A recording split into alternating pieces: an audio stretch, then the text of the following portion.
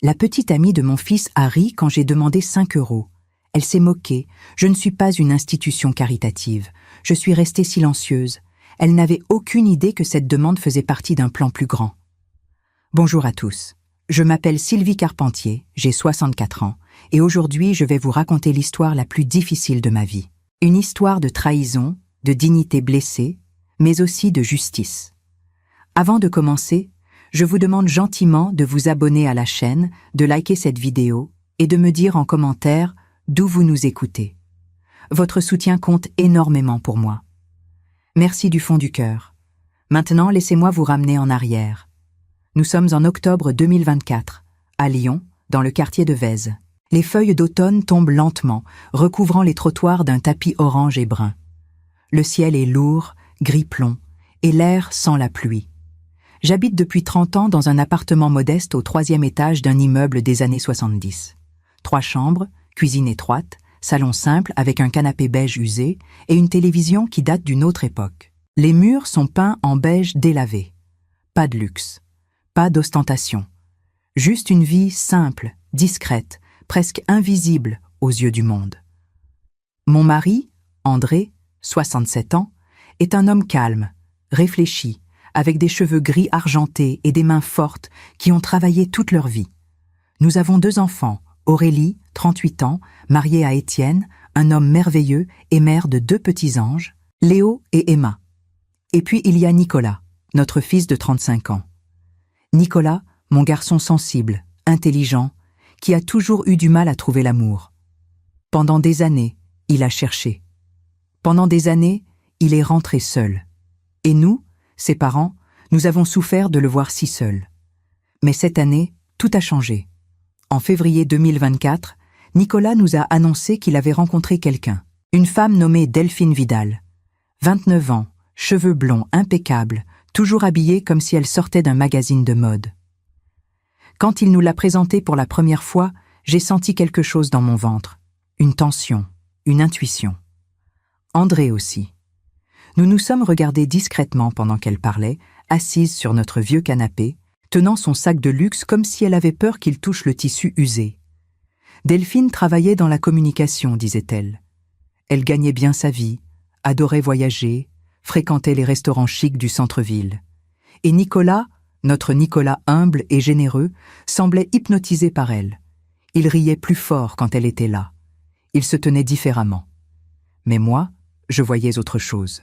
Je voyais la façon dont elle regardait notre appartement avec un mélange de surprise et de dédain à peine dissimulé. Je voyais comment elle évitait de toucher quoi que ce soit. Comment elle fronçait le nez devant le café que je lui servais dans nos tasses simples, sans soucoupe. André et moi, nous avons fondé notre entreprise il y a 35 ans. Une entreprise de logistique basée en Suisse. Petit au début, mais qui a grandi, lentement, sûrement. Aujourd'hui, en 2024, notre patrimoine est évalué à plus de 50 millions d'euros. Mais personne ne le sait. Pas nos voisins, pas nos amis, pas même nos enfants, jusqu'à récemment. Pourquoi? Parce que nous avons appris, avec le temps, que l'argent attire les mauvaises personnes. Les intéressés, les menteurs, les profiteurs. Alors nous vivons simplement. Nous conduisons une vieille Peugeot 307. Nous faisons nos courses au marché local. Nous portons des vêtements basiques. Et nous observons. Nous testons. Parce que le véritable caractère d'une personne se révèle dans les petits moments, pas dans les grands. Quand Étienne a commencé à fréquenter Aurélie, il y a 8 ans, nous lui avons fait le test.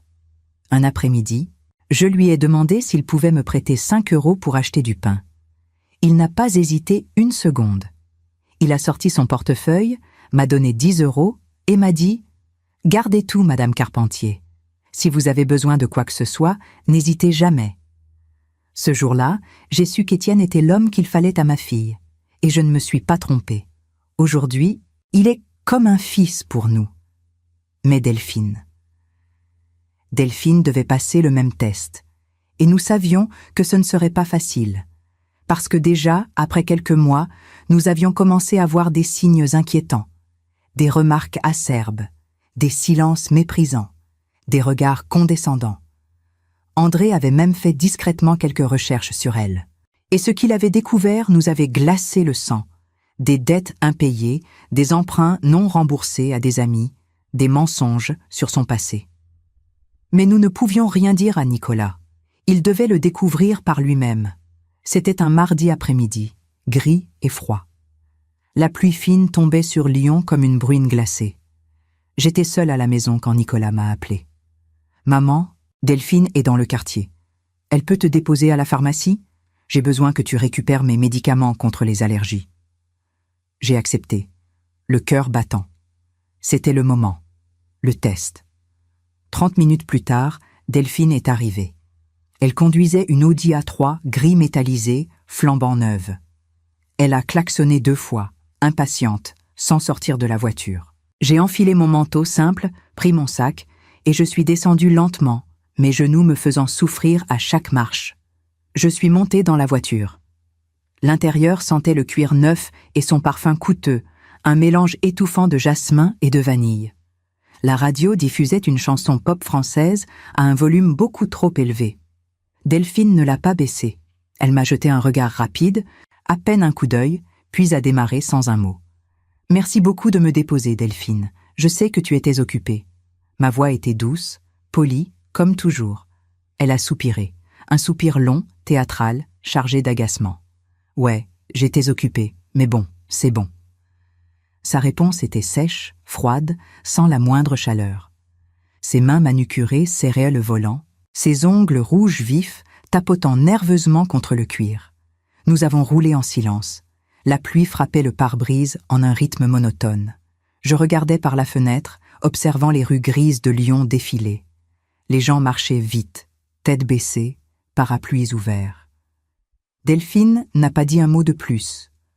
Pas un « Comment allez-vous » Pas un « Vous avez besoin d'autre chose » Rien, juste ce silence lourd, hostile, qui remplissait l'habitacle comme une fumée toxique.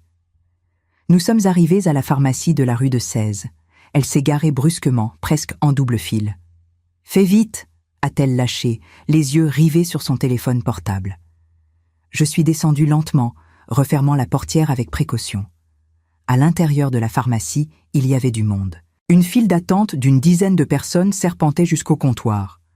J'ai pris un ticket et attendu, debout, mes genoux me faisant mal. 15 minutes sont passées. Enfin, mon tour est arrivé. « Bonjour, Madame Carpentier. » La pharmacienne, une femme d'une 50aine d'années aux cheveux châtains et aux lunettes rondes, m'a souri chaleureusement. « Le médicament pour votre fils, c'est ça. »« Oui, s'il vous plaît. » Elle a disparu quelques instants dans l'arrière-boutique, puis est revenue avec une petite boîte blanche.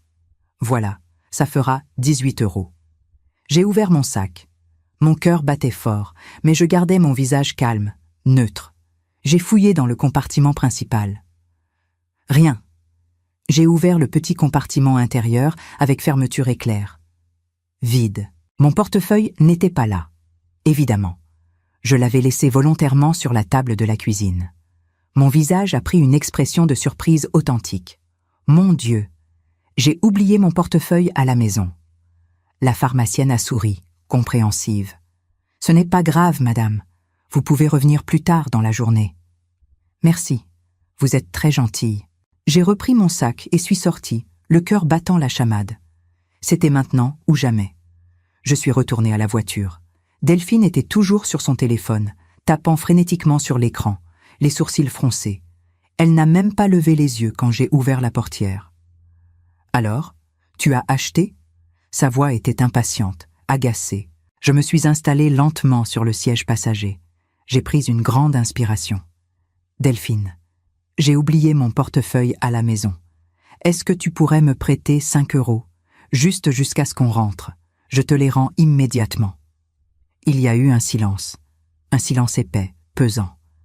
Puis Delphine a levé les yeux de son téléphone, lentement. Elle m'a regardée comme si je venais de lui demander la lune.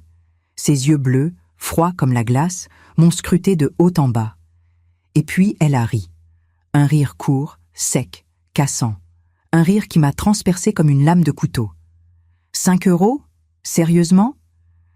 Elle a secoué la tête, incrédule. « Tu te moques de moi ?» Je suis restée silencieuse. Mon visage ne trahissait rien. Mais à l'intérieur, mon cœur se serrait. Écoute, Sylvie. Elle a prononcé mon prénom avec un mépris à peine voilé. Je ne suis pas une institution caritative, d'accord? Je travaille dur pour mon argent, vraiment dur. Si tu as oublié ton portefeuille, c'est ton problème, pas le mien. Tu reviendras un autre jour. Le silence est retombé, lourd, écrasant. Je fixais mes mains posées sur mes genoux, mes mains ridées, marquées par les années. Delphine a remis le contact, brusquement. Et franchement, elle a continué, sa voix montant d'un cran. C'est quand même incroyable. Comment tu peux oublier ton portefeuille? Moi, ça ne m'arrive jamais, jamais. C'est une question d'organisation, tu vois, de responsabilité. Je n'ai rien dit. Je regardais par la fenêtre. La pluie tombait plus fort maintenant, martelant le toit de la voiture comme des petits coups de tambour. Les gens couraient sous leur parapluie. Lyon continuait de vivre, indifférente à ma douleur silencieuse. Delphine a continué. Elle ne pouvait pas s'arrêter. Et puis, tu sais quoi? J'en ai marre d'aider les gens. J'en ai vraiment marre. Toute ma vie, j'ai aidé, j'ai donné. Et qu'est-ce que j'ai eu en retour? Rien. Les gens profitent, c'est tout. Ils profitent et ils disparaissent. Une larme a glissé sur ma joue. Une seule. Je l'ai essuyée rapidement, discrètement, en tournant la tête vers la vitre. Delphine ne l'a pas vue. Ou peut-être qu'elle s'en fichait. Je n'aime pas qu'on se serve de moi, tu comprends? J'ai été utilisée trop souvent. Alors maintenant, je fais attention. 5 €. Pour moi, c'est 5 €. Point final. Nous sommes arrivés devant mon immeuble. Delphine s'est arrêtée en double fil, moteur allumé. Elle n'a même pas éteint la radio. La chanson pop continuait de hurler dans l'habitacle. « Bon, voilà, salut !» Elle n'a pas regardé dans ma direction. Ses yeux étaient déjà retournés sur son téléphone. Je suis descendue de la voiture sans un mot. J'ai refermé la portière doucement. Delphine a démarré avant même que je sois sur le trottoir, ses pneus crissant légèrement sur l'asphalte mouillé. Je suis restée là, immobile, sous la pluie fine qui commençait à tremper mon manteau.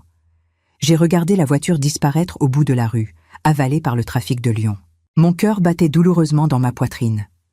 Pas de colère, juste une immense tristesse. Je suis montée lentement les 3 étages jusqu'à notre appartement. Chaque marche me pesait. Pas à cause de mes genoux, mais à cause du poids de ce que je venais de vivre. André était dans la cuisine, préparant du thé. Il a levé les yeux quand je suis entrée. Il a vu mon visage. Il a tout de suite compris. Alors? Sa voix était douce, inquiète. Je me suis assise lentement sur une chaise.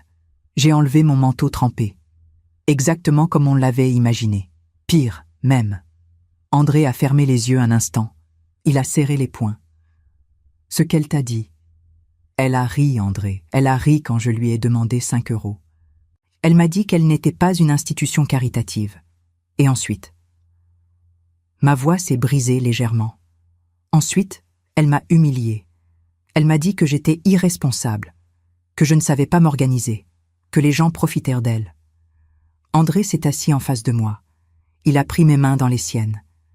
Nicolas doit savoir. Il saura, samedi, pendant le dîner. Les jours suivants ont été étranges, lourds, chargés d'une tension invisible que seuls André et moi pouvions sentir. Nicolas est passé mercredi soir, souriant, heureux, nous racontant combien Delphine était merveilleuse. Elle m'a dit qu'elle t'avait déposé à la pharmacie, maman. C'était gentil de sa part, non? J'ai hoché la tête, souriant faiblement. Oui, très gentil. André a détourné les yeux. Nicolas n'a rien remarqué. Il était aveuglé par l'amour, ou peut-être par l'illusion de l'amour. Jeudi matin, André a reçu l'appel que nous attendions. L'évaluation officielle de notre entreprise en Suisse était terminée. Les experts comptables, les auditeurs, tout était validé. Notre patrimoine net était estimé à 52 millions d'euros. André a raccroché le téléphone et m'a regardé longuement. C'est confirmé. J'ai acquiescé. Alors samedi, on annonce tout. Nous avions décidé depuis des mois que 2024 serait l'année où nous révélerions la vérité à nos enfants. Pas pour les impressionner, pas pour changer nos vies, mais parce qu'ils méritaient de savoir. Et surtout, parce que nous voulions nous assurer que les personnes qu'ils choisissaient de laisser entrer dans notre famille le faisaient pour les bonnes raisons. Vendredi, j'ai préparé mentalement le dîner. Rien de sophistiqué. Rien qui pourrait laisser deviner quoi que ce soit. Une ratatouille maison, du poulet rôti aux herbes de Provence, des pommes de terre au four, du pain frais de la boulangerie du coin et un fromage brie bien fait, du vin rouge ordinaire, acheté au supermarché à 8 € la bouteille. Tout devait rester simple, normal, comme toujours. Samedi est arrivé. Le ciel était gris acier, mais il ne pleuvait pas. Une journée d'automne typique à Lyon, froide, humide, avec ce vent qui glisse entre les immeubles et vous pénètre jusqu'aux os. J'ai passé l'après-midi en cuisine, André à mes côtés, épluchant les légumes en silence. Nous ne parlions pas beaucoup. Nous n'en avions pas besoin. Après 40 ans de mariage, les mots deviennent parfois superflus. À 19 h, la sonnette a retenti. Aurélie, Étienne et les enfants sont arrivés en premier. Léo, 5 ans, s'est précipité vers moi. « Mamie !» Je l'ai soulevé dans mes bras, respirant son odeur d'enfant, de savon doux et de bonheur innocent. Emma, 3 ans, timide, s'est accrochée à la jambe de son père. Aurélie m'a embrassé chaleureusement. « Ça sent bon, maman. » Étienne a serré la main d'André, puis m'a fait la bise. Madame Carpentier, toujours un plaisir. 15 minutes plus tard, Nicolas est arrivé, avec Delphine. Elle portait une robe noire moulante, des talons aiguilles, un collier doré qui brillait sous la lumière du plafonnier. Ses cheveux étaient parfaitement coiffés, lissés, tombant sur ses épaules comme une cascade blonde. Elle tenait un petit sac à main Chanel, authentique, évidemment. Elle est entrée, a jeté un regard circulaire sur l'appartement, et j'ai vu ce micro-froncement de sourcils, ce jugement silencieux, cette déception à peine dissimulée. « Bonsoir Sylvie. » André. Sa voix était polie, mais froide, professionnelle, comme si elle assistait à une réunion de travail ennuyeuse. « Bonsoir Delphine. Entre, installe-toi. » J'ai souri chaleureusement, malgré la boule dans ma gorge. Nous nous sommes installés autour de la table. Léo et Emma jouaient sur le tapis du salon avec leur petite voiture. Les adultes étaient assis, serrés autour de la table rectangulaire en bois clair qui avait accueilli des centaines de repas familiaux. La nappe blanche en coton était propre, mais usée. Les assiettes en porcelaine étaient anciennes, héritées de ma belle-mère. Rien de luxueux, rien d'impressionnant. J'ai apporté les plats. La ratatouille fumante dans un grand plat en terre cuite, le poulet doré et croustillant, les pommes de terre dorées à point. André a servi le vin. Delphine a pris son verre et l'a reniflé discrètement. J'ai vu son nez se plisser imperceptiblement. Trop ordinaire pour elle. « Alors, c'est ça le dîner ?» Elle a lâché la phrase avec un petit rire, regardant Nicolas. Je pensais qu'on allait faire quelque chose de plus. Élaboré. Le silence est tombé. Aurélie a lancé un regard vers moi. Étienne a baissé les yeux. Nicolas a rougi légèrement. Delphine, ma mère a cuisiné toute la journée. Oui, je sais, c'est juste que... Elle a haussé les épaules. Bon, peu importe. Nous avons commencé à manger. Les conversations étaient légères, superficielles. Aurélie parlait de l'école de Léo, Étienne racontait une anecdote sur son travail. Delphine picorait dans son assiette, regardant son téléphone toutes les 2 minutes. Nicolas essayait de maintenir une conversation avec elle, mais elle répondait par monosyllabes. J'observais tout cela en silence. Mon cœur battait de plus en plus fort. Le moment approchait. Alors, j'ai posé ma fourchette. J'ai pris une cuillère et l'ai tapée doucement contre mon verre de cristal. Ting, ting, ting. Un instant, chers auditeurs. Si vous aimez cette histoire, n'oubliez pas de vous abonner et de liker la vidéo. Votre soutien compte énormément. Merci. Tout le monde s'est tu. Les regards se sont tournés vers moi. Delphine a levé les yeux de son téléphone, agacée par l'interruption. Nicolas me regardait, surpris. Aurélie et Étienne se sont redressés, attentifs. Je me suis levée lentement. Mes mains tremblaient légèrement, mais ma voix était calme, ferme. J'ai quelque chose d'important à vous annoncer, à toute la famille. Nicolas a froncé les sourcils. Maman, tout va bien ? J'ai souri, un sourire paisible, serein. Oui, mon chéri, Tout va très bien. J'ai respiré profondément. André me regardait, les yeux brillants de fierté. Aurélie tenait la main d'Étienne, impatiente. Delphine, elle, semblait ennuyée, comme si j'allais annoncer quelque chose de banal, une recette de famille ou un anniversaire oublié. Aujourd'hui, j'ai reçu une nouvelle importante. Ma voix était claire, portant dans le silence de la pièce. L'évaluation officielle de notre entreprise en Suisse est terminée. Delphine a cligné des yeux. « Votre entreprise ?» J'ai continué, ignorant son interruption. Après des mois d'audit, d'expertise comptable, de vérification, tout est confirmé. J'ai fait une pause. Mon cœur battait comme un tambour. Notre patrimoine est désormais estimé à 52 millions d'euros. Le silence qui a suivi était assourdissant. Aurélie a porté sa main à sa bouche, les yeux écarquillés. Étienne est resté figé, son verre de vin suspendu à mi-chemin de ses lèvres. Nicolas a ouvert la bouche, incapable de parler. Et Delphine. Delphine a lâché son téléphone. Il est tombé sur la table avec un bruit sourd. Son visage est devenu blanc, blanc comme de la craie. Ses yeux bleus se sont agrandis démesurément. Elle a regardé André, puis moi, puis Nicolas, puis encore moi. Sa bouche s'est ouverte, mais aucun son n'en est sorti. 50. Quoi? Elle a finalement réussi à articuler, la voix étranglée. André a levé son verre calmement. 52 millions d'euros, notre entreprise de logistique internationale, basée à Genève depuis 35 ans. Aurélie s'est levée et m'a serré dans ses bras, les larmes aux yeux. Maman, papa, je suis si fière de vous. Étienne a serré la main d'André avec émotion. Monsieur Carpentier, félicitations, vous le méritez amplement. Mais Nicolas ne bougeait pas. Il regardait Delphine. Et ce qu'il voyait sur son visage le remplissait de tristesse et de dégoût mêlés. Delphine essayait de sourire. Un sourire forcé, tremblant, pathétique. C'est incroyable. Vraiment. Je ne savais pas. Nicolas s'est levé lentement. Son visage était devenu grave, dur, comme je ne l'avais jamais vu auparavant. Il a repoussé sa chaise qui a grincé contre le parquet. Tout le monde s'est tu. Même les enfants, sentant la tension dans l'air, se sont arrêtés de jouer. Léo a regardé son oncle avec de grands yeux interrogateurs. Delphine.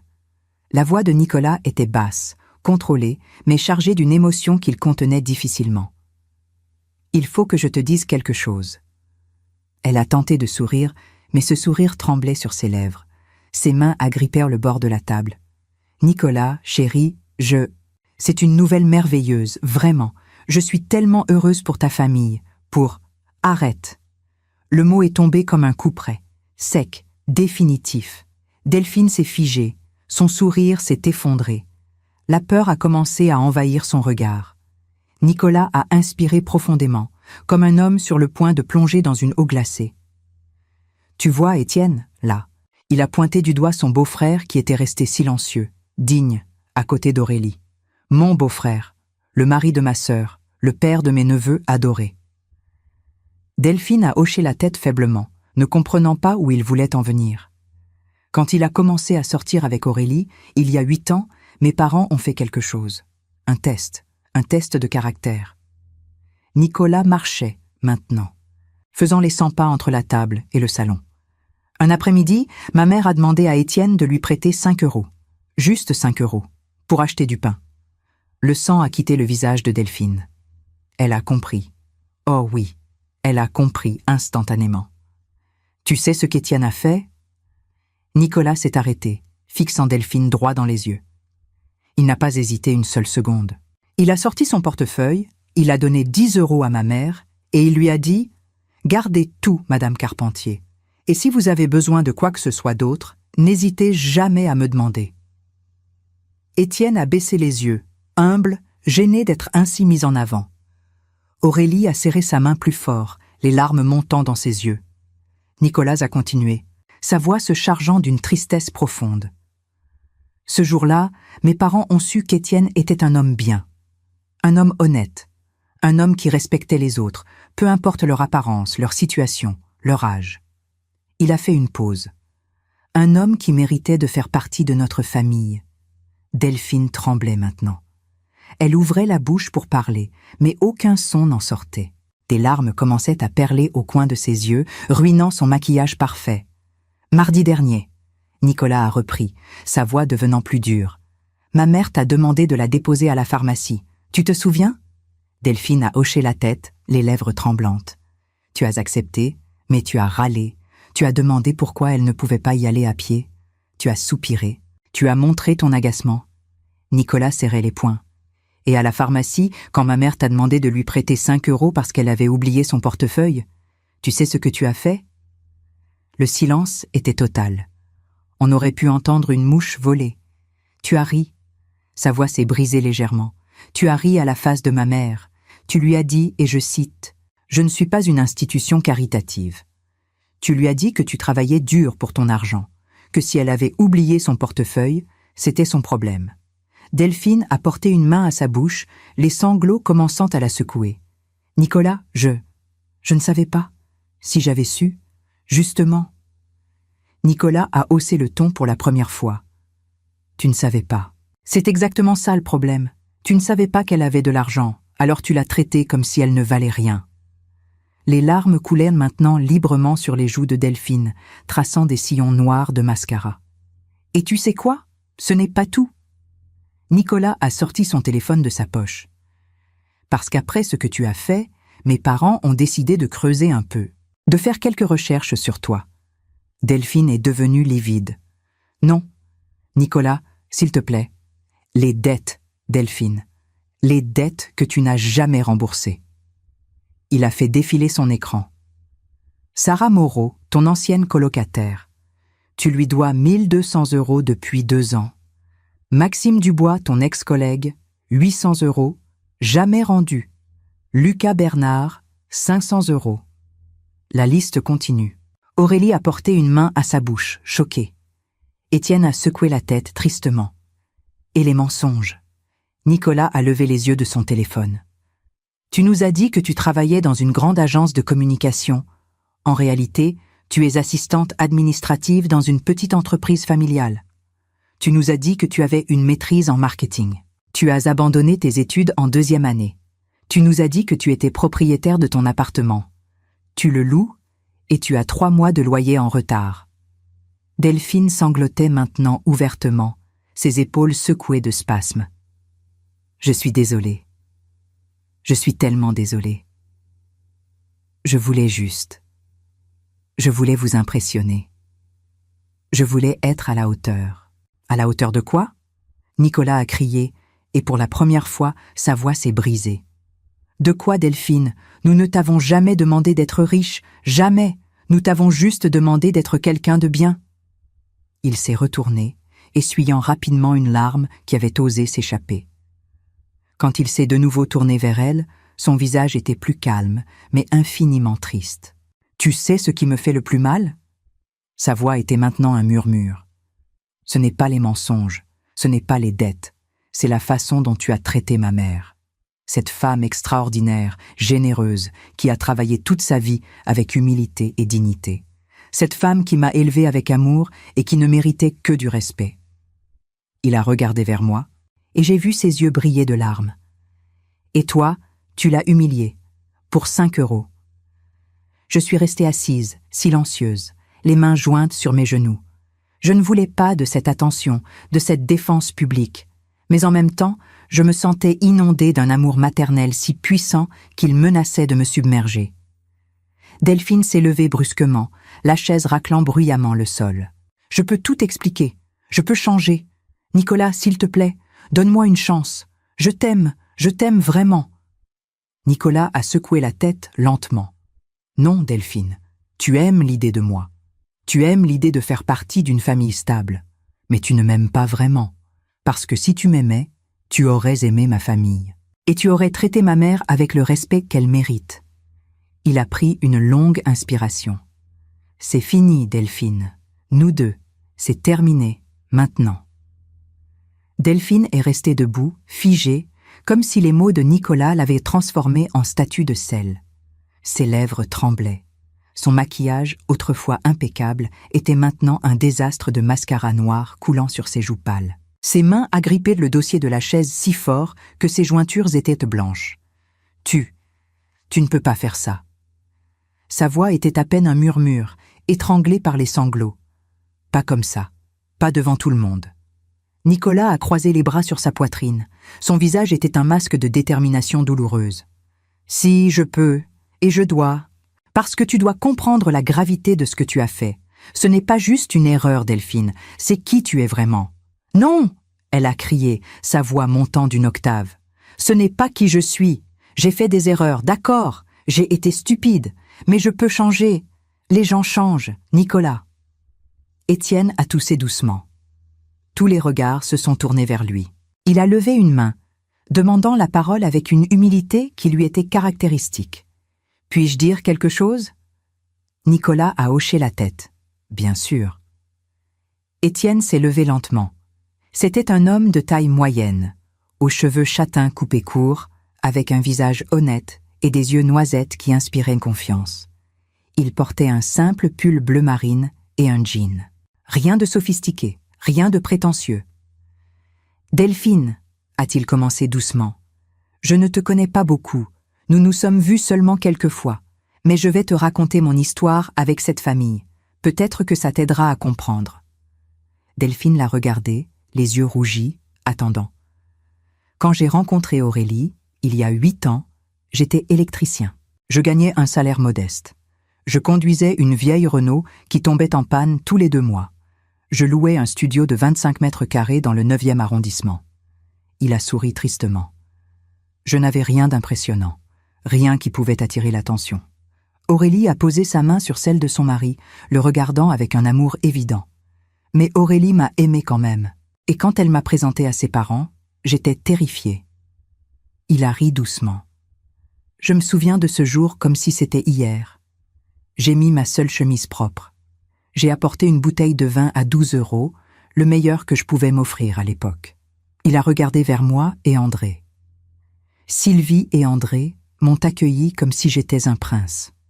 Ils ne m'ont jamais jugé sur mon travail, sur ma voiture, sur mon appartement minuscule. Ils m'ont jugé sur mon caractère. Delphine écoutait, le visage baigné de larmes. Et puis, un après-midi, Sylvie m'a demandé de lui prêter 5 €. Étienne a souri au souvenir. J'étais avec Aurélie. Nous étions devant une boulangerie. Sylvie a fouillé dans son sac et a dit qu'elle avait oublié sa carte bancaire. Elle m'a regardé et m'a demandé si je pouvais lui prêter 5 € pour acheter du pain. Il a fait une pause, laissant le poids de ses mots s'installer. Je n'ai pas réfléchi une seconde. J'ai sorti mon portefeuille et je lui ai donné 10 €. Je lui ai dit de garder la monnaie. Et je lui ai dit que si elle avait besoin de quoi que ce soit, elle pouvait toujours compter sur moi. Delphine a baissé la tête, honteuse. Ce n'était pas un test pour moi à ce moment-là. C'était juste, normal, naturel. Parce que c'est ce qu'on fait quand on respecte quelqu'un, quand on aime quelqu'un. Étienne a regardé Delphine avec une tristesse profonde. Personne ne t'a demandé d'être riche, Delphine. Personne ne t'a demandé d'avoir une carrière prestigieuse ou de porter des vêtements de marque. On t'a juste demandé d'être humaine, gentille, respectueuse. Il s'est rassis, tenant la main d'Aurélie.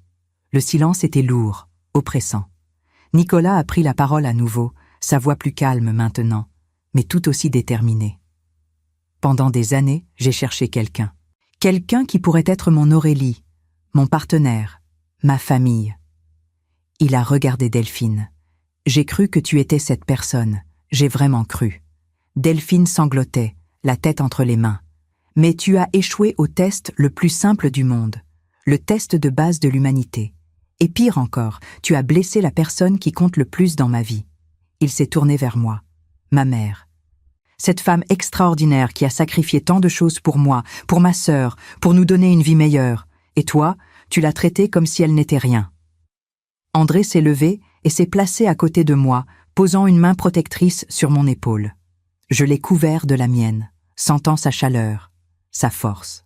« Je vais te dire quelque chose, Delphine », a continué Nicolas. « Ma mère et mon père ont bâti un empire de 52 millions d'euros en partant de rien.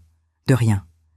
Ils ont travaillé jour et nuit, pendant des années, dans l'ombre, sans jamais se vanter, sans jamais chercher la reconnaissance. Sa voix tremblait d'émotion. Ils vivent dans un appartement modeste. Ils conduisent une vieille voiture. Ils font leurs courses au marché local. Pas parce qu'ils n'ont pas le choix, mais parce qu'ils sont humbles, parce qu'ils savent que la vraie richesse n'est pas dans l'argent, mais dans le caractère. Il a fait quelques pas vers Delphine. Et toi, qui n'as presque rien, qui mens sur ta vie, qui dois de l'argent à tout le monde, tu oses les juger? Tu oses traiter ma mère avec mépris? Delphine a levé les yeux vers lui, le visage ravagé par les pleurs. Je suis désolée. Je suis tellement désolée. Je ne savais pas. Et c'est exactement ça le problème. Nicolas a élevé la voix à nouveau. Tu ne savais pas. Si tu avais su qu'ils étaient riches, tu aurais été la personne la plus gentille du monde. Tu aurais prêté les 5 € avec un grand sourire. Tu aurais été parfaite. Mais tu ne l'as pas fait. Parce que tu pensais qu'ils n'avaient de rien. Alors tu les as traités comme de la merde. Le mot a résonné dans la pièce comme une gifle. Aurélie a tressailli. Même les enfants, dans le salon, se sont tus complètement. Delphine pleurait si fort maintenant qu'elle pouvait à peine respirer. « Je t'en supplie, Nicolas. Donne-moi une autre chance. Je changerai. » « Je te le promets. Non. » Le mot était final, définitif. Il n'y a pas de seconde chance pour ce genre de comportement, parce que ce n'était pas une erreur. C'était un choix. Tu as choisi de rire, tu as choisi d'humilier, tu as choisi de mépriser. Il s'est dirigé vers la porte d'entrée et l'a ouverte. Le courant d'air froid de novembre s'est engouffré dans l'appartement, faisant vaciller les flammes des bougies sur la table. Je pense qu'il est temps que tu partes. Delphine est restée immobile un instant, comme si elle espérait encore que tout cela n'était qu'un cauchemar.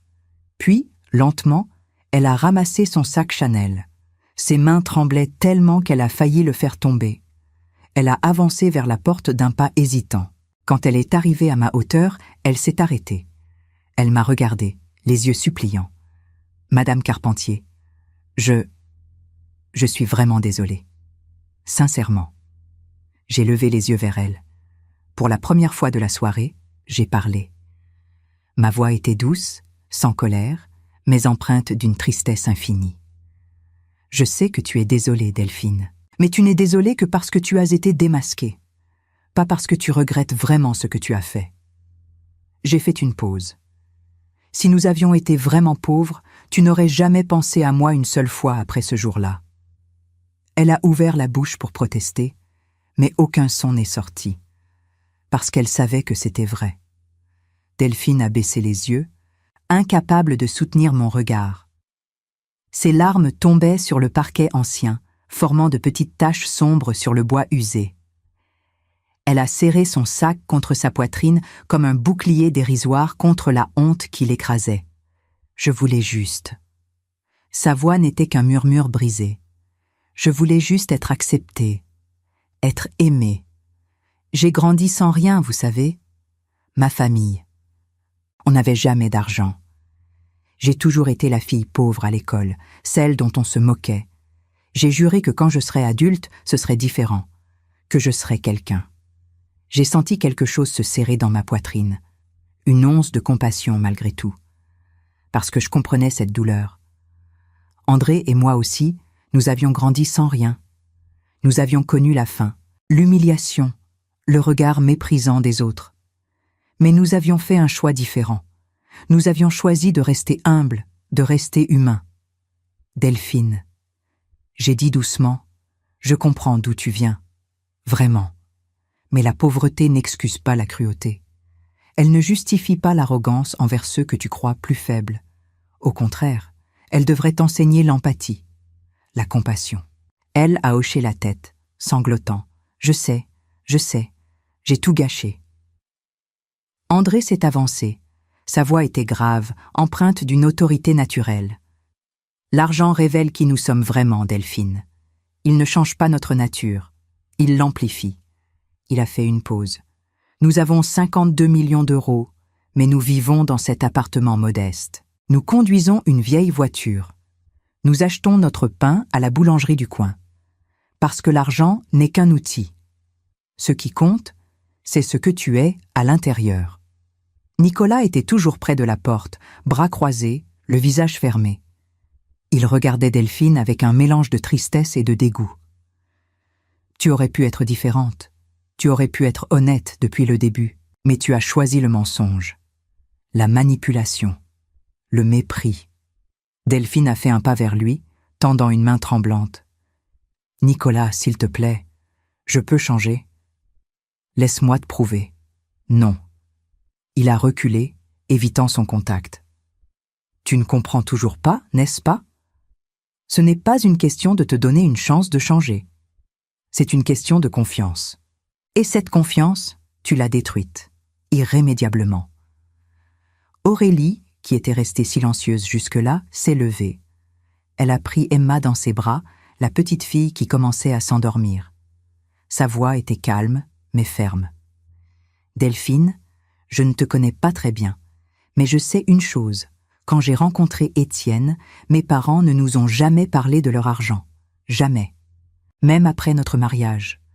Même après la naissance de Léo et Emma. » Elle a regardé vers nous avec un amour immense.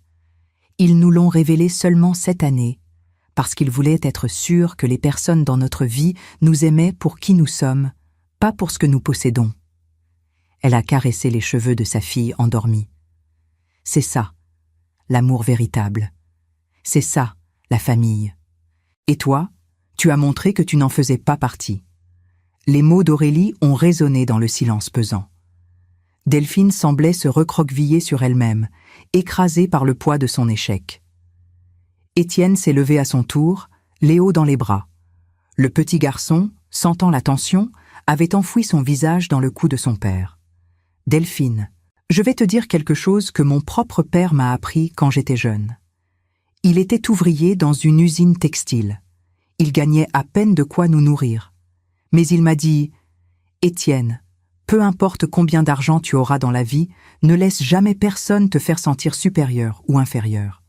Traite tout le monde avec le même respect. » Il a regardé Delphine tristement. « C'est la leçon la plus importante de ma vie, et toi, tu ne l'as jamais apprise. » Delphine pleurait maintenant sans retenue, son corps secoué de sanglots violents. Son mascara avait coulé jusqu'à son menton, formant des traînées noires grotesques sur sa peau pâle.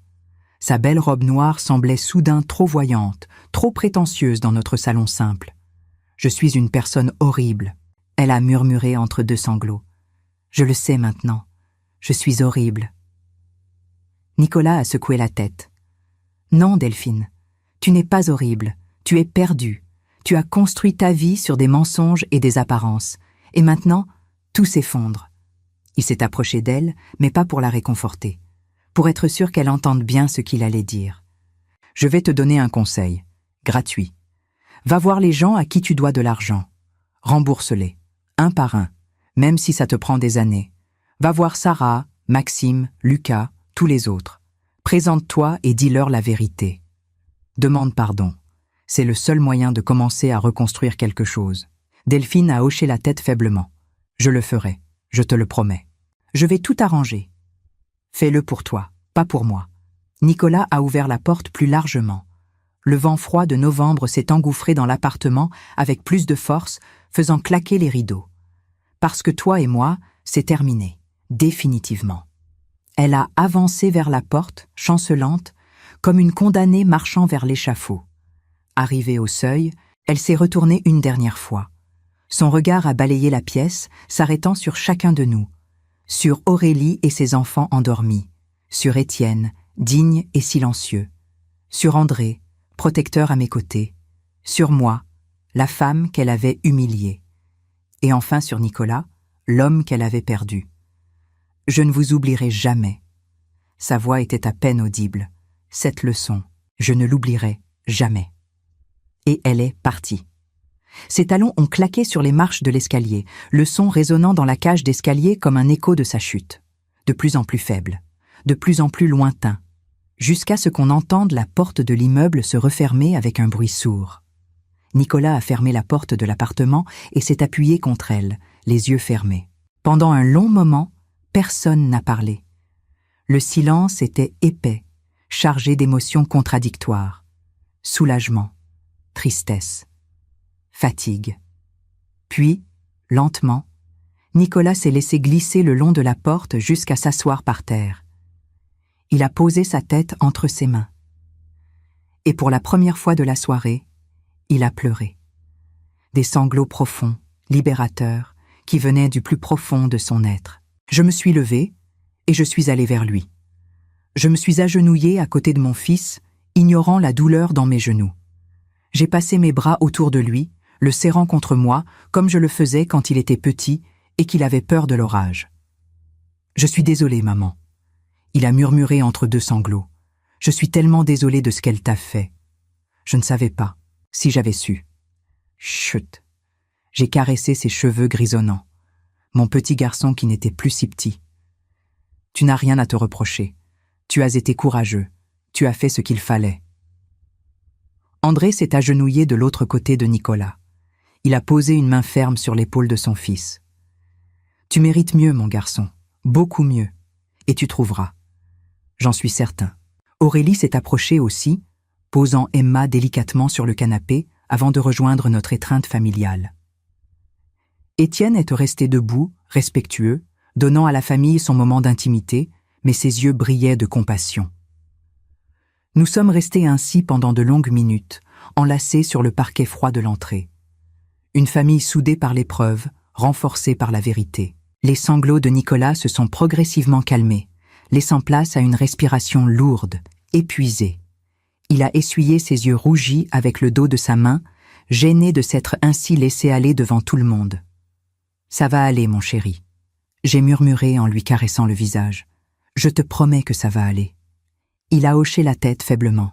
André l'a aidé à se relever, et nous sommes tous retournés vers la table. Le dîner était froid maintenant, les bougies presque entièrement consumées. Mais personne n'avait faim de toute façon. L'appétit avait été remplacé par un besoin différent, celui de se retrouver, de se parler, de guérir ensemble. Nous nous sommes rassis autour de la table. Étienne a versé du vin pour tout le monde, même pour Aurélie qui n'en buvait presque jamais. Nous en avions besoin. Léo et Emma dormaient paisiblement sur le canapé, blottis l'un contre l'autre sous une couverture en laine que j'avais posée sur eux. Nicolas a bu une longue gorgée de vin, puis a posé son verre. Il regardait fixement la nappe blanche, perdu dans ses pensées. « J'ai été aveugle, n'est-ce pas ?» Sa voix était rauque, fatiguée. « Non. » André a répondu fermement. « Tu as été amoureux. Ou du moins, tu pensais l'être. C'est différent. » Mais tous les signes étaient là. Sa façon de parler, sa façon de regarder notre appartement, ses remarques constantes sur l'argent, le luxe, les apparences. Nicolas a secoué la tête, amer. Comment ai-je pu être aussi stupide? Aurélie a tendu la main par-dessus la table et a saisi celle de son frère. Parce que tu voulais croire en elle, parce que tu es quelqu'un de bien, Nicolas. Tu vois le meilleur chez les gens. Ce n'est pas une faiblesse, c'est une qualité. Une qualité qui m'a presque coûté ma famille. Il a regardé vers moi. Maman, quand elle t'a parlé comme ça dans la voiture, quand elle a refusé de te prêter 5 €, qu'est-ce que tu as ressenti? J'ai pris une profonde inspiration. C'était difficile d'en parler. Les émotions étaient encore trop fraîches, trop vives.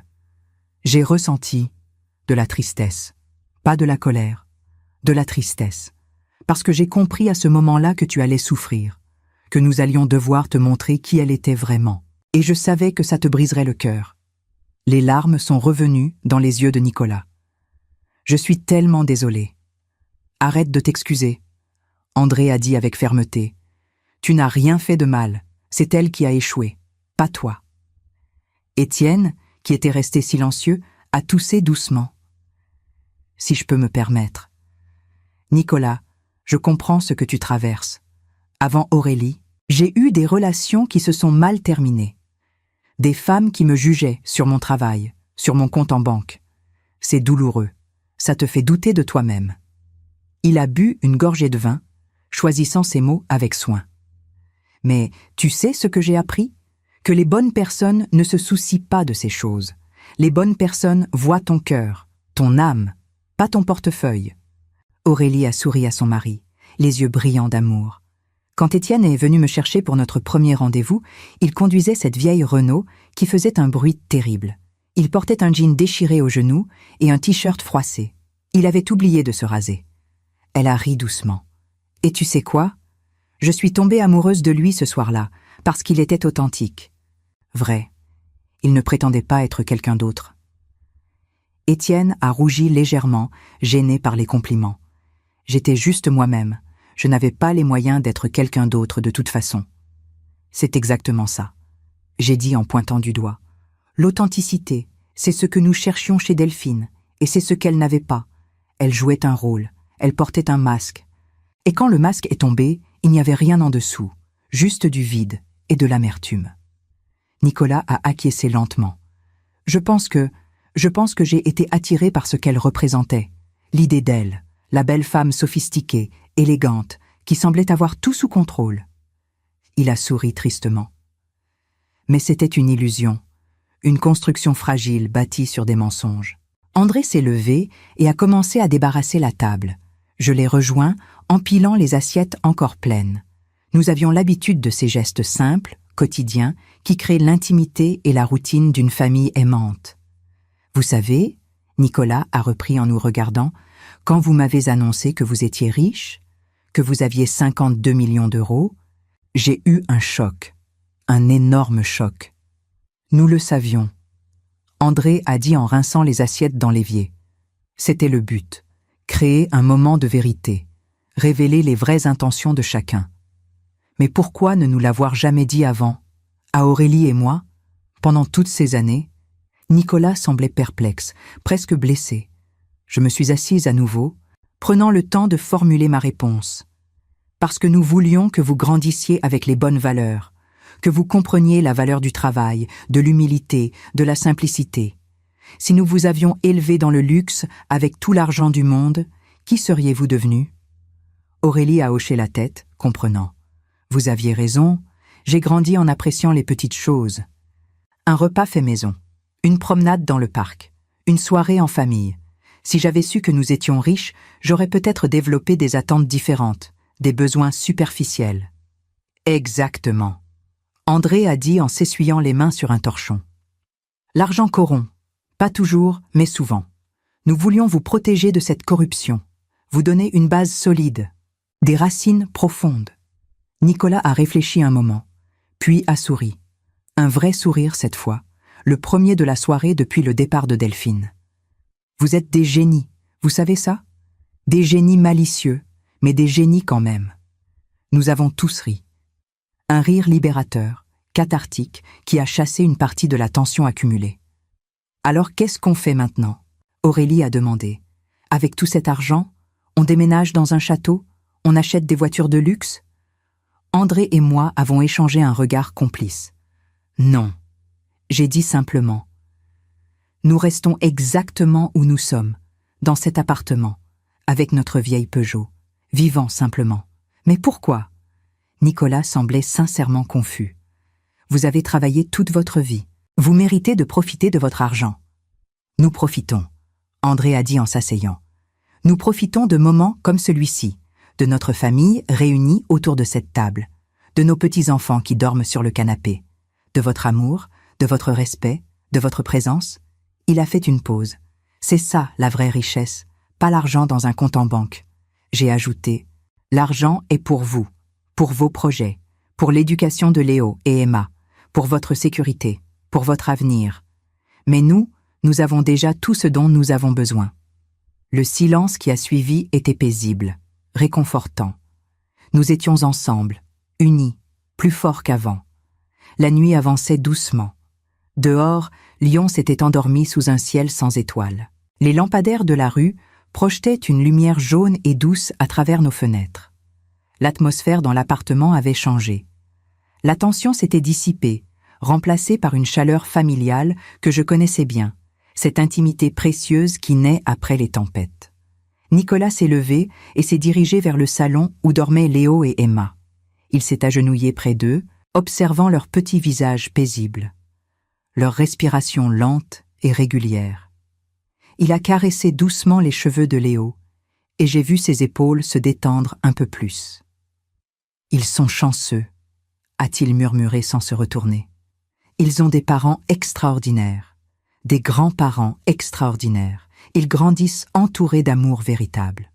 Aurélie la rejoint, posant une main sur l'épaule de son frère. Tu auras ça aussi un jour, Nicolas. J'en suis certaine. Tu rencontreras quelqu'un qui te mérite, quelqu'un de bien. Je l'espère. Il s'est relevé, essuyant discrètement ses yeux. Mais pour l'instant, je pense que j'ai besoin de temps, de me retrouver, de comprendre comment j'ai pu me tromper à ce point. Étienne s'est approché. Si je peux te donner un conseil, ne te ferme pas, ne deviens pas cynique. Ce qui s'est passé ce soir ne définit pas toutes les femmes. Delphine était... Delphine. Mais il y a des personnes authentiques là-dehors, des personnes qui cherchent exactement ce que tu cherches. Comment je les reconnaîtrai ? Nicolas a demandé, et dans sa voix, j'ai entendu la vulnérabilité d'un enfant perdu. Tu feras attention aux petites choses. J'ai répondu en les rejoignant dans le salon. Pas aux grandes déclarations, pas aux promesses grandioses, mais aux gestes simples, à la façon dont elle traite un serveur dans un restaurant, à la manière dont elle parle de ses anciens amis, à son honnêteté quand elle raconte son passé. André a complété ma pensée. Et surtout, observe comment elle se comporte quand elle pense que personne ne regarde. C'est là que tu verras son vrai visage. Nicolas a hoché la tête lentement, absorbant nos paroles comme un homme assoiffé boit de l'eau. Vous avez raison. Je le sais, c'est juste. Difficile. J'ai vraiment cru en elle, vous savez. J'ai vraiment pensé que c'était la bonne. Je sais, mon chéri. J'ai pris son visage entre mes mains, le forçant à me regarder dans les yeux. Mais maintenant, tu es plus sage, plus fort, et la prochaine fois tu sauras mieux. Aurélie a bâillé, fatiguée par les émotions de la soirée. Il faudrait qu'on rentre. Les enfants vont se réveiller tôt demain matin. Elle a regardé Étienne qui a acquiescé. Nous avons aidé à réveiller délicatement Léo et Emma. Les petits étaient confus, à moitié endormis, se frottant les yeux avec leurs petits poings. Aurélie a habillé Emma pendant qu'Étienne enfilait le manteau de Léo. « Merci pour ce dîner », Aurélie m'a dit en m'embrassant. Même si, enfin, vous voyez ce que je veux dire. J'ai souri. Je comprends parfaitement. Merci d'avoir été là. Pour nous, pour ton frère. Elle s'est tournée vers Nicolas et l'a serré fort dans ses bras. « Tu m'appelles si tu as besoin, d'accord ? N'importe quand, jour ou nuit. » Promis. Il a embrassé sa sœur sur le front. Étienne lui a serré la main avec fermeté. « Courage, Nicolas, ça va aller, je te le promets. » Ils sont partis, emmenant avec eux le bruit joyeux des enfants et laissant derrière eux un silence apaisant. Nicolas était toujours là, debout au milieu du salon, les mains dans les poches, l'air perdu. « Tu veux rester cette nuit ?» J'ai proposé. « Ta chambre est toujours là, comme avant. » Il a souri faiblement. « Non, maman. Merci. Je pense que j'ai besoin d'être seule, de réfléchir, de digérer tout ça. » André lui a donné une accolade virile, ces étreintes courtes mais pleines de sens que les hommes se donnent. « Tu es fort, mon fils, plus fort que tu ne le penses. Tu vas rebondir. »« Je vais essayer, papa. » Nicolas a enfilé son manteau, une vieille veste en cuir marron qu'il portait depuis des années. « Et merci pour ce que vous avez fait. Pour m'avoir ouvert les yeux, même si ça fait mal, c'était nécessaire. C'est notre rôle de parent, » j'ai dit en l'accompagnant jusqu'à la porte, « de te protéger, même quand tu ne veux pas être protégé. » Il m'a embrassé une dernière fois, longuement, comme pour puiser de la force dans cette étreinte maternelle. Puis il est parti, descendant les escaliers d'un pas lent, lourd. J'ai refermé la porte et me suis appuyée contre elle, exactement comme Nicolas l'avait fait plus tôt. André est venu vers moi et m'a prise dans ses bras. Nous sommes restés ainsi, enlacés dans le silence de notre appartement retrouvé. « Tu penses qu'il va s'en remettre ?» J'ai murmuré contre son épaule. « Oui. » André a répondu sans hésitation. « Il est notre fils. Il a notre force. Il va souffrir, oui, mais il va guérir, et il en sortira meilleur. » Nous avons terminé de ranger la cuisine ensemble, dans cette chorégraphie familière de 40 ans de vie commune. André lavait, je séchais. Pas besoin de parler, juste être ensemble, dans le confort de notre routine. Quand tout a été rangé, nous nous sommes assis sur le canapé, exactement là où Léo et Emma dormaient quelques minutes plus tôt. J'ai posé ma tête sur l'épaule d'André, et il a passé son bras autour de moi. « Tu as été parfaite ce soir. » Il a dit doucement. La façon dont tu as annoncé la nouvelle, la façon dont tu as parlé à Delphine, calme, digne, sans cruauté. Je n'ai pas pris de plaisir à la voir souffrir. J'ai murmuré, malgré ce qu'elle m'a fait. C'est une jeune femme perdue, André, brisée. Et ce soir, nous l'avons brisée encore plus. Non, André a été ferme. Ce soir, nous lui avons montré la vérité. Ce qu'elle en fera, c'est son choix. Peut-être qu'elle va changer. Peut-être qu'elle va apprendre. Ou peut-être qu'elle va continuer sur le même chemin. Ce n'est plus notre responsabilité. Il avait raison, bien sûr. Il avait toujours raison sur ces questions de morale et de responsabilité. C'était l'une des raisons pour lesquelles je l'aimais tant. Tu te souviens quand nous avons commencé l'entreprise? J'ai dit après un long silence. En 1989, nous avions 29 ans. Nous n'avions rien. Juste un petit bureau loué dans une banlieue de Genève. Un ordinateur d'occasion, un téléphone à cadran. André a ri doucement. Et nos premiers clients pensaient que nous étions fous, une petite entreprise de logistique française qui voulait conquérir l'Europe. Mais nous l'avons fait. J'ai souri au souvenir. Petit à petit, client après client, contrat après contrat, nous avons grandi. Et nous n'avons jamais oublié d'où nous venions. André a ajouté, « C'était important pour toi, de rester humble, de ne jamais devenir ces personnes que nous détestions, ces riches arrogants qui méprisent ceux qui ont moins. Parce que nous avons été ces gens qui avaient moins. » J'ai dit, la voix chargée d'émotion.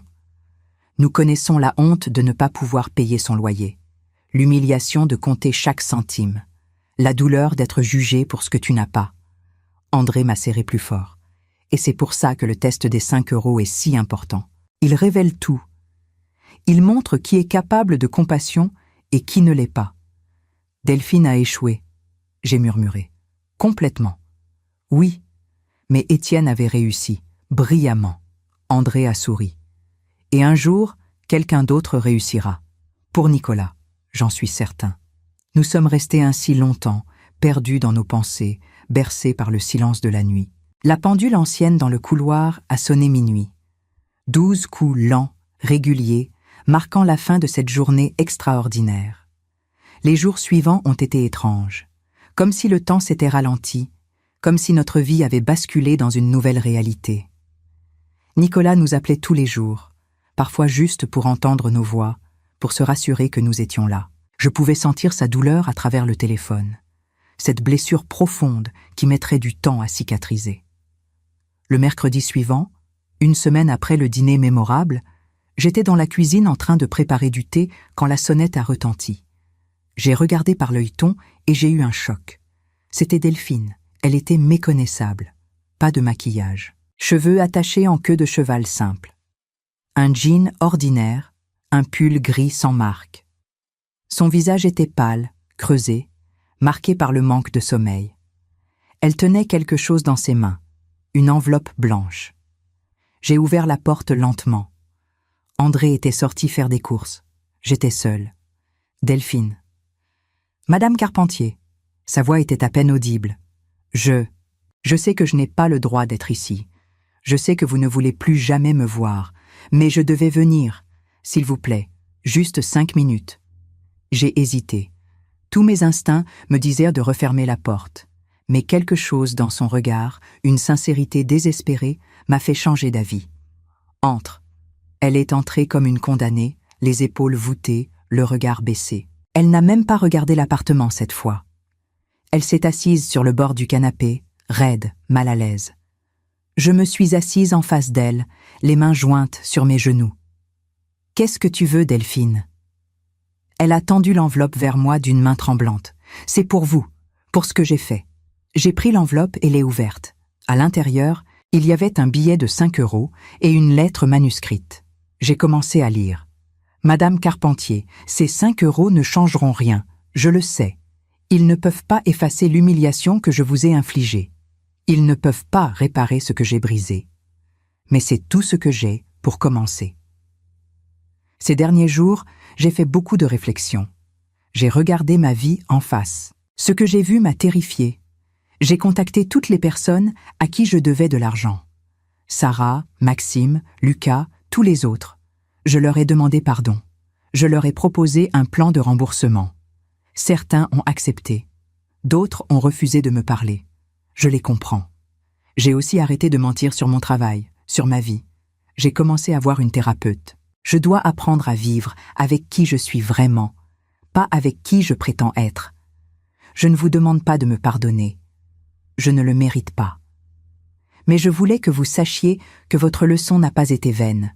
Vous m'avez ouvert les yeux sur ce que j'étais devenue. Une personne que je déteste. Mais je vais changer. Pas pour Nicolas, pas pour vous. Pour moi. Merci de m'avoir montré la vérité, même si elle était douloureuse. Delphine. J'ai replié la lettre lentement. Mes mains tremblaient légèrement.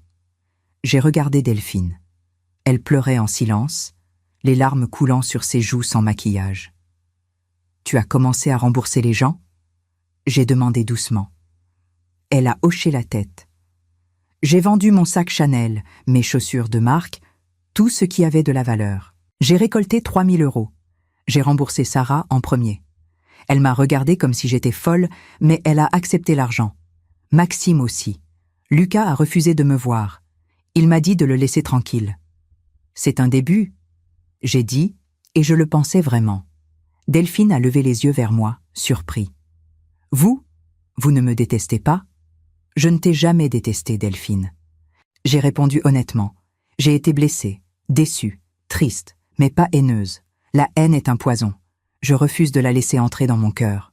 Elle a éclaté en sanglots, cette fois bruyamment, sans retenue. Je suis tellement désolée, tellement désolée. Si je pouvais revenir en arrière, si je pouvais changer ce que j'ai dit dans cette voiture. Mais tu ne peux pas. J'ai dit fermement mais gentiment. Personne ne peut revenir en arrière. Tout ce que tu peux faire, c'est avancer, apprendre, devenir meilleur. Je vais essayer. Elle a essuyé ses yeux avec ses mains. Je vais vraiment essayer. Ma thérapeute dit que j'ai construit ma vie sur de la peur. La peur de ne pas être assez bien. La peur d'être jugée. Alors, j'ai créé ce personnage. Cette Delphine riche, sophistiquée, qui n'avait besoin de personne. Mais ce n'était pas toi, j'ai dit. Non, ce n'était pas moi. Elle a pris une profonde inspiration. La vraie moi est terrifiée, perdue, fauchée. Mais au moins, elle est vraie. Nous sommes restés silencieuses un moment. J'ai regardé le billet de 5 € sur mes genoux. Puis, j'ai pris une décision. Garde-le. J'ai tendu le billet vers elle. Elle a secoué la tête violemment. Non, je ne peux pas. C'est pour vous. C'est symbolique. Justement, garde-le comme symbole. Un rappel de ce que tu ne veux plus jamais devenir. J'ai insisté. Ou donne-le à quelqu'un qui en a besoin. À un sans-abri. À une association caritative. Fais-en quelque chose de bien. Delphine a pris le billet avec des mains tremblantes. Merci. Merci de ne pas me haïr.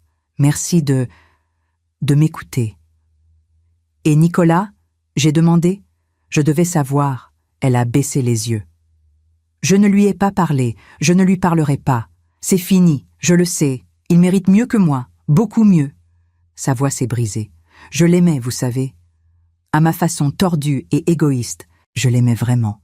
Alors laisse-le partir. J'ai dit doucement. Laisse-le trouver quelqu'un qui l'aimera de la bonne façon, quelqu'un qui le mérite. Je sais. Elle s'est levée, essuyant ses yeux une dernière fois. Je vais y aller maintenant. Merci de m'avoir reçu.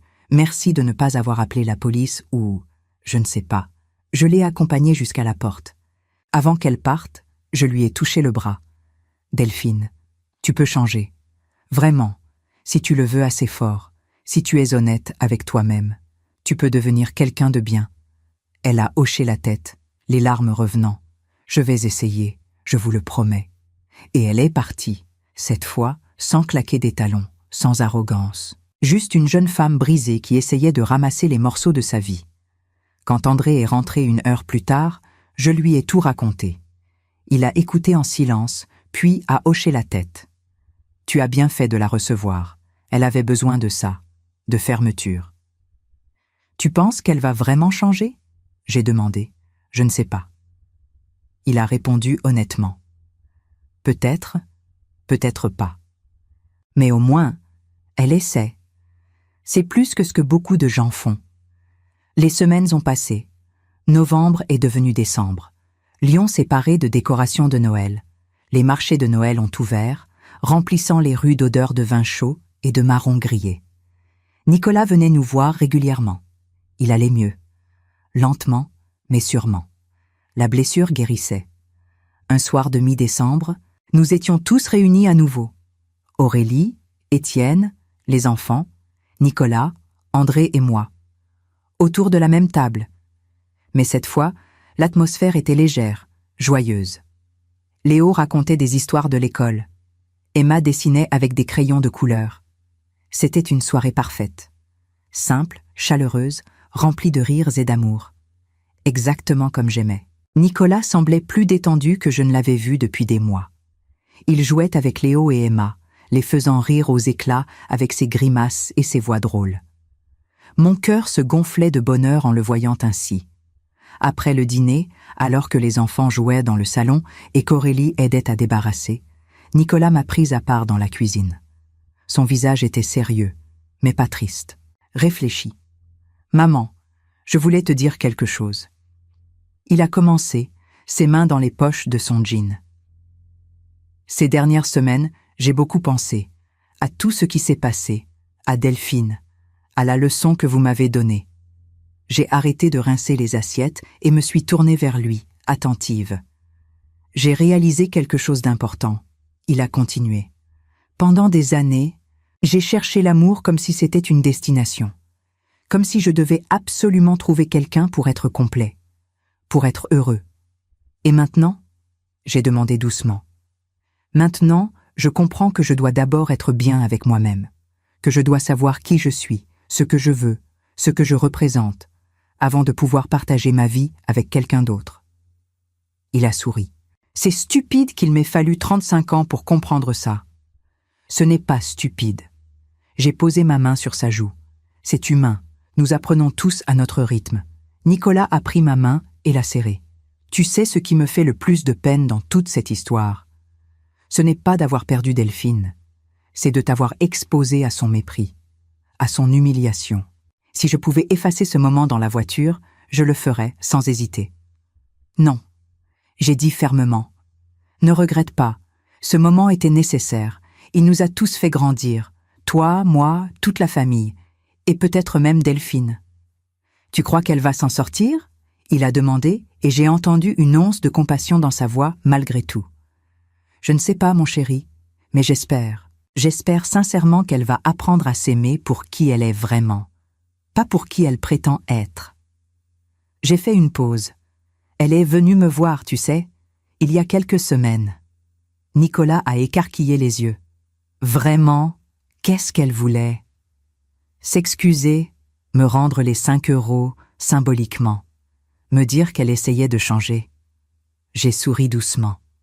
Je l'ai écoutée. Je lui ai dit qu'elle pouvait devenir meilleure si elle le voulait vraiment.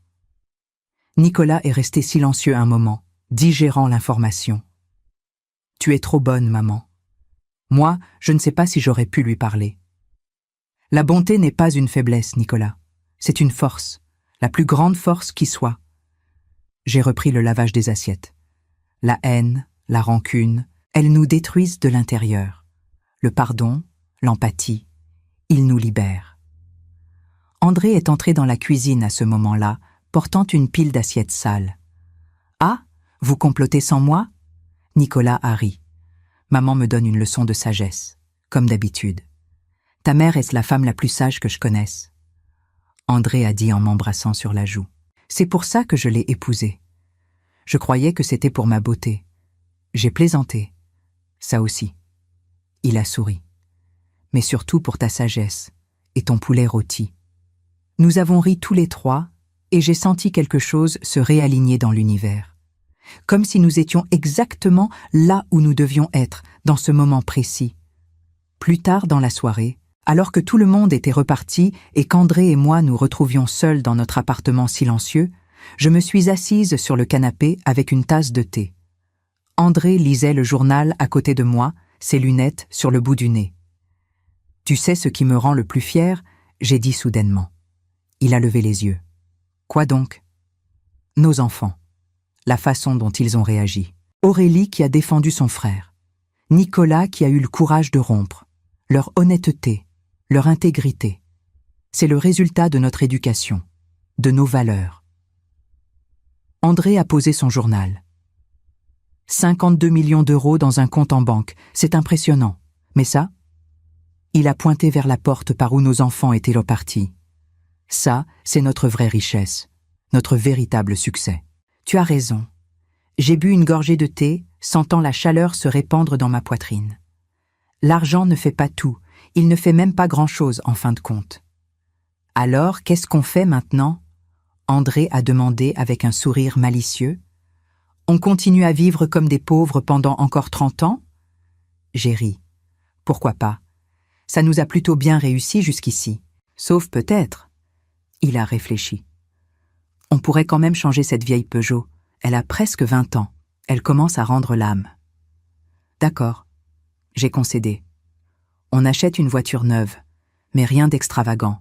Une petite voiture pratique, française. Une Renault ? Il a suggéré. Parfait.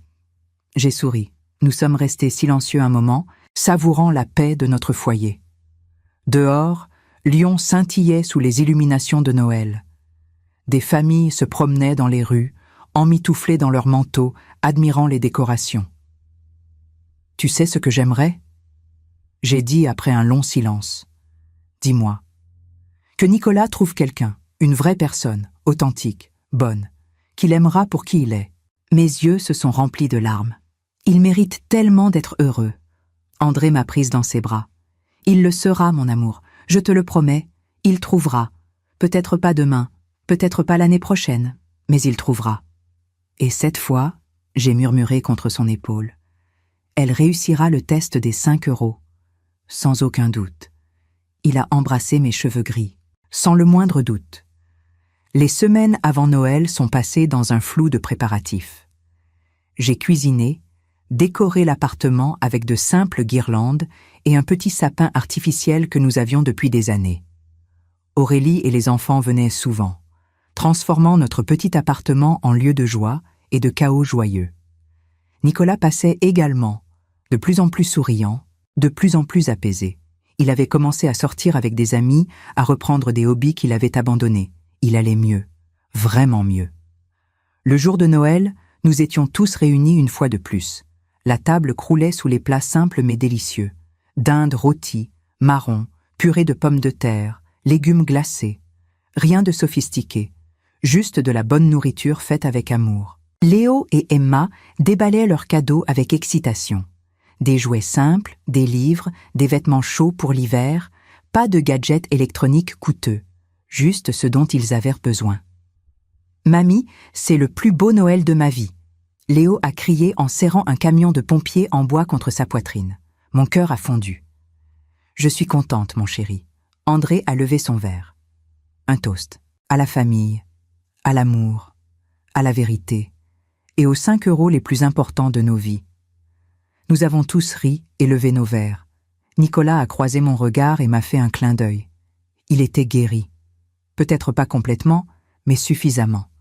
Et moi, Sylvie Carpentier, 64 ans, 52 millions d'euros sur un compte en Suisse, assise dans mon modeste appartement de Lyon avec ma famille autour de moi, je me suis sentie comme la femme la plus riche du monde. Parce qu'au final, ce n'est pas l'argent qui compte, c'est l'amour, c'est la famille, c'est l'intégrité, c'est le caractère. Et ces choses-là, aucune somme d'argent ne peut les acheter. Merci d'avoir écouté mon histoire. J'espère qu'elle vous a touché autant qu'elle m'a marqué. N'oubliez pas de vous abonner, de liker et de commenter d'où vous nous écoutez. À bientôt, et que l'amour et l'authenticité guident toujours vos pas.